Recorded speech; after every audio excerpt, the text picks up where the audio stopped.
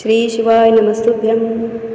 शिवलिंग की स्थापना, उसके लक्षण और पूजन की विधि का वर्णन तथा शिवपद की प्राप्ति कराने वाले सत्कर्मों का विवेचन। ऋषियों ने पूछा, सूत जी, शिवलिंग की स्थापना कैसे करनी चाहिए, उसका लक्षण क्या है तथा उसकी पूजा कैसे करनी चाहिए, किस देश काल में करनी चाहिए और किस द्रव्य के द्वारा उसका निर्माण होना चाहिए। सूत जी ने कहा, महर्षियों, मैं तुम लोगों के लिए इस विषय का वर्णन करता हूँ। ध्यान देकर सुनो और समझो। अनुकूल एवं शुभ समय में किसी पवित्र तीर्थ में, नदी आदि के तट पर अपनी रुचि के अनुसार ऐसी जगह शिवलिंग की स्थापना करनी चाहिए जहाँ नित्य पूजन हो सके। पार्थिव द्रव्य से, जलमय द्रव्य से अथवा तेजस पदार्थ से अपनी रुचि के अनुसार कल्पोक्त लक्षणों से युक्त शिवलिंग का निर्माण करके उसकी पूजा करने से उपासकों को उस पूजन का पूरा फल प्राप्त होता है। संपूर्ण शुभ लक्षणों से युक्त शिवलिंग की यदि पूजा की जाए तो वह तत्काल पूजा का फल देने वाला होता है। यदि चल प्रतिष्ठा करनी हो तो इसके लिए छोटा सा शिवलिंग अथवा विग्रह श्रेष्ठ माना जाता है, और यदि अचल प्रतिष्ठा करनी हो तो स्थूल शिवलिंग अथवा विग्रह अच्छा माना गया है। उत्तम लक्षणों से युक्त शिवलिंग की पीठ सहित स्थापना करनी चाहिए। शिवलिंग का पीठ मंडलाकार, गोल, चौकोर, त्रिकोण अथवा खाट के पाए की भांति ऊपर नीचे मोटा और बीच में पतला होना चाहिए। ऐसा लिंग पीठ महान फल देने वाला होता है। पहले मिट्टी से, प्रस्तर आदि से अथवा लोहे आदि से शिवलिंग का निर्माण करना चाहिए। जिस द्रव्य से शिवलिंग का निर्माण हो उसी से उसका पीठ भी बनाना चाहिए। यही स्थावर अचल प्रतिष्ठा वाले शिवलिंग की विशेषतः बात है। चल प्रतिष्ठा वाले शिवलिंग में भी लिंग और पीठ का एक ही उपादान होना चाहिए, किंतु बाण लिंग के लिए यह नियम नहीं है। लिंग की लंबाई निर्माणकर्ता या स्थापना करने वाले यजमान के 12 अंगुल के बराबर होनी चाहिए। ऐसे ही शिवलिंग को उत्तम कहा गया है। इससे कम लंबाई हो तो फल में कमी आ जाती है, अधिक हो तो कोई दोष की बात नहीं है। चरलिंग में भी वैसा ही नियम है। उसकी लंबाई कम से कम कर्ता के 1 अंगुल के बराबर होनी चाहिए। उससे छोटा होने पर अल्प फल मिलता है, किंतु उससे अधिक होना दोष की बात नहीं है। यजमान को चाहिए कि वह पहले शिल्प शास्त्र के अनुसार एक विमान या देवालय बनवाए जो देवगणों की मूर्तियों से अलंकृत हो। उसका गर्भगृह बहुत ही सुंदर और सुदृढ़ और दर्पण के समान स्वच्छ हो। उसे 9 प्रकार के रत्नों से विभूषित किया गया हो। उसमें पूर्व और पश्चिमा दिशा में 2 मुख्य द्वार हो। जहाँ शिवलिंग की स्थापना करनी हो उस स्थान के गर्त में नीलम, लाल वैदूर्य, श्याम, मरकत, मोती, मूंगा, गोमेद और हीरा, इन 9 रत्नों के तथा अन्य महत्वपूर्ण द्रव्यों को वैदिक मंत्रों के साथ छोड़े। सद्योजात आदि 5 वैदिक मंत्रों द्वारा शिवलिंग का 5 स्थानों में क्रमशः पूजन करके अग्नि में हविष्य की अनेक आहुतियाँ दे और परिवार सहित मेरी पूजा करके गुरु स्वरूप आचार्य को धन से तथा भाई बंधुओं को मन चाही वस्तुओं से संतुष्ट करे। ओम सद्योजातम प्रपद्यामि सद्योजाताय वे नमः। भवे भवे नाति भवे भवस्व मां भवो अद्भवाय नमः। ओम वामदेवाय नमो, ज्येष्ठाय नमः, श्रेष्ठाय नमो, रुद्राय नमः, कालाय नमः, कलविकरणाय नमो, बलविकरणाय नमो, बलाय नमो, बलप्रमथनाय नमः, सर्वभूतदमनाय नमो, मनोन्मथाय नमः। ओम अघोरेभ्यो अथम घोरेभ्यो घोरघोरतरेभ्यः सर्वेभ्यः सर्वेभ्यो नमस्ते अस्तु रुद्ररूपेभ्यः। ओम तत्पुरुषाय विद्महे महादेवाय धीमहि तन्नो रुद्रः प्रचोदयात्। ओम ईशानः सर्वविद्यानाम् ईश्वरः सर्वभूतानां ब्रह्मा अधिपति ब्रह्मणो अधिपति ब्रह्मा शिवो मे अस्तु सदा शिवो। याचकों को जड़ सुवर्ण ग्रह एवं भू संपत्ति तथा चेतन गौ आदि वैभव प्रदान करे। स्थावर जंगम सभी जीवों को यत्नपूर्वक संतुष्ट करके एक गड्ढे में सुवर्ण तथा 9 प्रकार के रत्न भरकर सद्योजाता भी वैदिक मंत्रों का उच्चारण करके परम कल्याणकारी महादेव जी का ध्यान करें। तत्पश्चात नाद घोष से युक्त महामंत्र ओंकार का उच्चारण करके उक्त गड्ढे में शिवलिंग की स्थापना करके उसे पीठ से संयुक्त करें।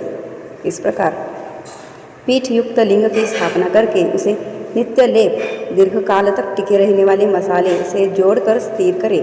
इसी प्रकार वहाँ परम सुंदर वैर मूर्ति की भी स्थापना करनी चाहिए।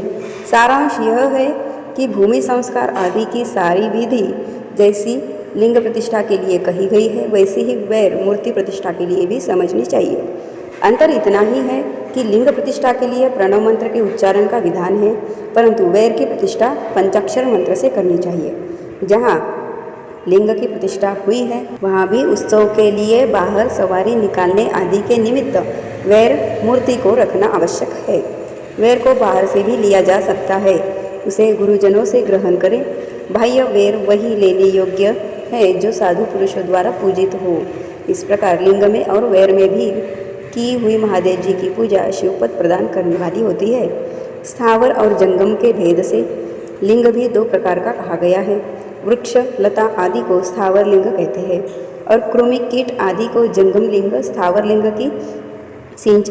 लिंग की सिंचने आदि के द्वारा सेवा करनी चाहिए और जंगम लिंग को आहार एवं जल आदि देकर तृप्त करना उचित है। उन स्थावर जंगम जीवों को सुख पहुँचाने में अनुरूप्त होना भगवान शिव का पूजन है, ऐसा विद्वान पुरुष मानते हैं। यो चराचर जीवों को ही भगवान शंकर के प्रतीक मानकर उनका पूजन करना चाहिए। इस तरह महालिंग की स्थापना करके विविध उपचारों द्वारा उसका पूजन करें। अपनी शक्ति के अनुसार नित्य पूजा करनी चाहिए तथा देवालय के पास ध्वजारोपण आदि करना चाहिए। शिवलिंग साक्षात शिव का पद प्रदान करने वाला है अथवा चरलिंग में षोडोपचारों द्वारा यथोचित रीत से क्रमशः पूजन करें। यह पूजन भी शिवपद प्रदान करने वाला है।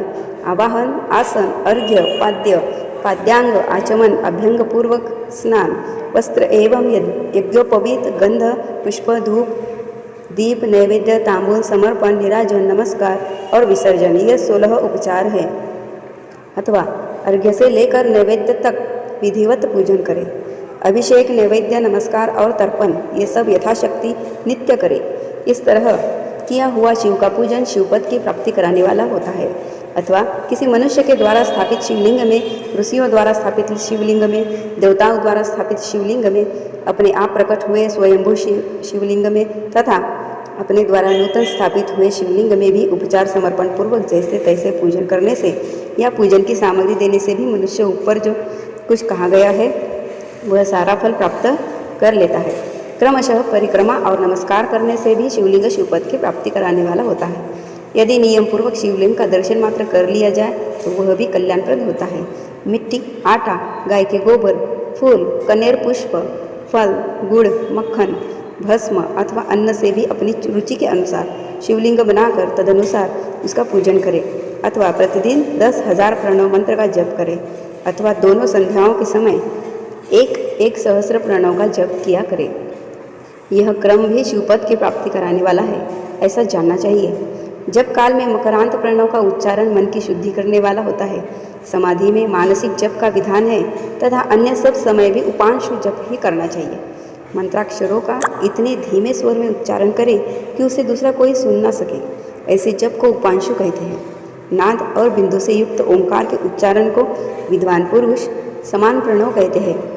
यदि प्रतिदिन आदरपूर्वक 10,000 पंचाक्षर मंत्र का जप किया जाए अथवा दोनों संध्याओं के समय एक सहस्त्र का ही जप किया जाए तो उसे शिवपद की प्राप्ति कराने वाला समझना चाहिए। ब्राह्मणों के लिए आदि में प्रणव से युक्त पंचाक्षर मंत्र अच्छा बताया गया है। कलश से किया हुआ स्नान, मंत्र की दीक्षा, पत्रिकाओं का न्यास, सत्य से पवित्र अंतःकरण वाला ब्राह्मण तथा ज्ञानी गुरु, इन सब को उत्तम माना गया है। द्विजों के लिए नमः शिवाय के उच्चारण का विधान है। द्विजेतरों के लिए अंत में नमः पद के प्रयोग की विधि है, अर्थात वे शिवाय नमः इस मंत्र का उच्चारण करें। स्त्रियों के लिए भी कहीं कहीं विधिपूर्वक नमो अंत उच्चारण का ही विधान है, अर्थात वे शिवाय नमः का ही जप करें। कोई ऋषि ब्राह्मण की स्त्रियों के लिए नमः पूर्वक शिवाय के जप की अनुमति देते हैं, अर्थात वे नमः शिवाय का जप करें। पंचाक्षर मंत्र का 5 करोड़ जप करके मनुष्य भगवान सदाशिव के समान हो जाता है। 1, 2, 3 अथवा 4 करोड़ का जप करने से क्रमशः ब्रह्मा, विष्णु, रुद्र तथा महेश्वर का पद प्राप्त होता है। अथवा मंत्र में जितने अक्षर हैं उनका पृथक पृथक 1-1 लाख जप करें, अथवा समस्त अक्षरों का एक साथ ही जितने अक्षर हो उतने लाख जप करें। इस तरह के जप को शिवपद की प्राप्ति कराने वाला समझना चाहिए।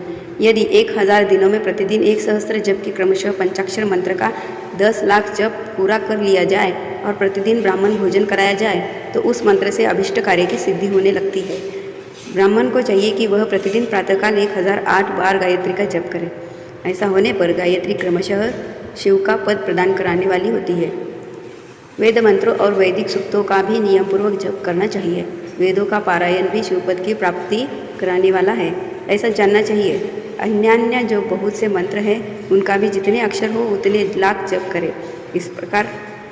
इस प्रकार जो यथाशक्ति जप करता है वह क्रमशः शिवपद मोक्ष प्राप्त कर लेता है। अपनी रुचि के अनुसार किसी एक मंत्र को अपनाकर मृत्यु पर्यंत प्रतिदिन उसका जप करना चाहिए, अथवा ओम इस मंत्र का प्रतिदिन 1 सहस्त्र जप करना चाहिए। ऐसा करने पर भगवान शिव की आज्ञा से संपूर्ण मनोरथों की सिद्धि होती है। जो मनुष्य भगवान शिव के लिए फुलवाड़ी या बगीचे आदि लगाता है तथा शिव के सेवा कार्य के लिए मंदिर में झाड़ने, बुहारने आदि की व्यवस्था करता है, वह इस पुण्यकर्म को करके शिवपद प्राप्त कर लेता है। भगवान शिव के जो काशी आदि क्षेत्र है उनमें भक्तिपूर्वक नित्य निवास करे, वह जड़ चेतन सभी को भोग और मोक्ष देने वाला होता है। अतः विद्वान पुरुष को भगवान शिव के क्षेत्र में आमरण निवास करना चाहिए। पुण्य क्षेत्र में स्थित बावड़ी, कुआं और पोखरे आदि को शिवगंगा समझना चाहिए। भगवान शिव का ऐसा ही वचन है।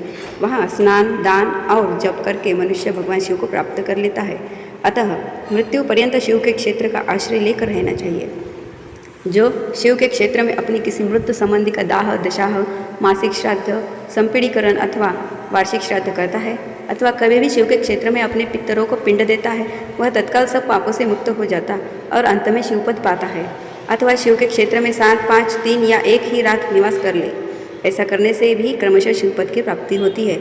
लोक में अपने अपने वर्ण के अनुरूप सदाचार का पालन करने से भी मनुष्य शिवपद को प्राप्त कर लेता है, वरना अनुकूल आचरण से तथा भक्तिभाव से वह अपने सत्कर्म का अतिशय फल पाता है।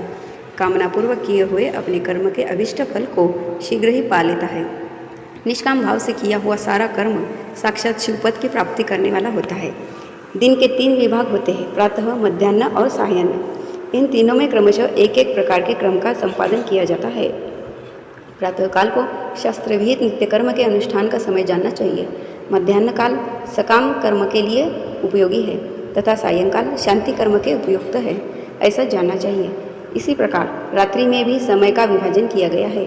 रात के 4 प्रहरों में से जो बीच के 2 प्रहर है उन्हें निशित काल कहा गया है। विशेषतः उसी काल में की हुई भगवान शिव की पूजा अभिष्ट फल को देने वाली होती है। जानकर कर्म करने वाला मनुष्य यथोक्त फल का भागी होता है। विशेषतः कलयुग में कर्म से ही फल की सिद्धि होती है। अपने अपने अधिकार के अनुसार ऊपर कहे गए किसी भी कर्म के द्वारा शिवाराधन करने वाला पुरुषादि सदाचारी है और पाप से डरता है तो वह उन कर्मों का पूरा फल अवश्य प्राप्त कर लेता है। ऋषियों ने कहा, सूत जी, पुण्य क्षेत्र कौन कौन से हैं जिनका आश्रय लेकर सभी स्त्री पुरुष शिवपद प्राप्त कर ले?